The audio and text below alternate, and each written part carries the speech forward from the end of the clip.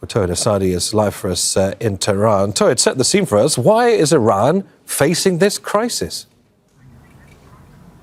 Well, actually, this is an alarming situation, Neve, seeing the fact that experts say that the country is dealing one of the most critical situations in terms of water resources. They're saying that 85% of decrease is something that we have been witnessing from the beginning of the water year in September. And in 20 provinces, it goes even beyond that to over 90% of decrease in rainfall. And that is not the only problem. Also, we've got the consumption problem when specifically it comes to agriculture. We know that between 85 to 95% the water usage in the country goes to the agriculture, but experts here say that due to the inefficient irrigation system and also extraction of groundwater to an excessive level has caused a serious water shortage problem. And added to that is the management issues pertaining to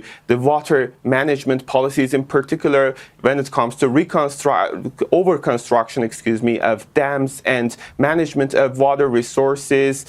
These are the main causes that experts here refer to as the main leading factors that were causing this water crisis in the country, but in the capital in particular. It's not just taps that are empty, but also when it comes to the dams, the main dams supplying the water of the capital, we see also empty dams across the neighboring parts of the capital, which creates a lot of anxiety. And this is not it. The city has already enough on its plate, and when it comes to the summertime power cuts, when it comes to the air pollution, people are frustrated here in Tehran, and there is a public demand to pressure the government to act with concrete plans, with action, with active policies to deal with this critical situation.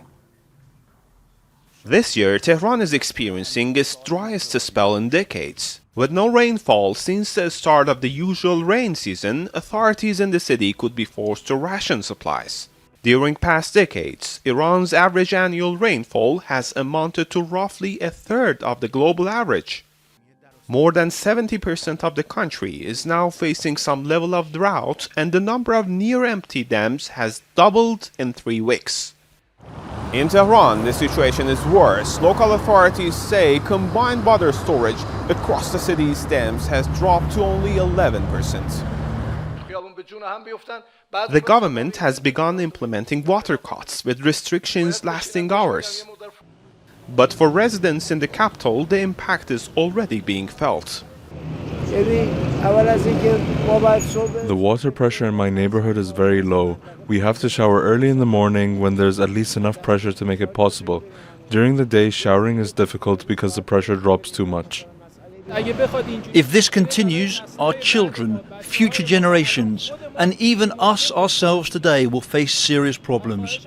Everyone needs to begin conserving water, starting with themselves and their families. After heat waves and power cuts in the summer, the president has issued a stark warning.